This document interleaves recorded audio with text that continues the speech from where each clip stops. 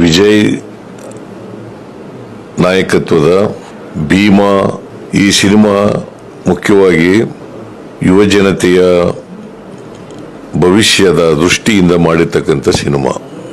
ಇವತ್ತು ಬಹಳಷ್ಟು ಜನ ಯುವಕರು ಯುವತಿಯರು ಮಾದಕ ವಸ್ತು ಅವಳಿಗೆ ಬಲಿಯಾಗಿ ತಮ್ಮ ಭವಿಷ್ಯವನ್ನು ಹಾಳು ಮಾಡ್ಕೊಳ್ತಕ್ಕಂಥ ಅನೇಕ ಸನ್ನಿವೇಶಗಳನ್ನು ನಾವು ನೋಡ್ತಾ ಇದ್ದೀವಿ.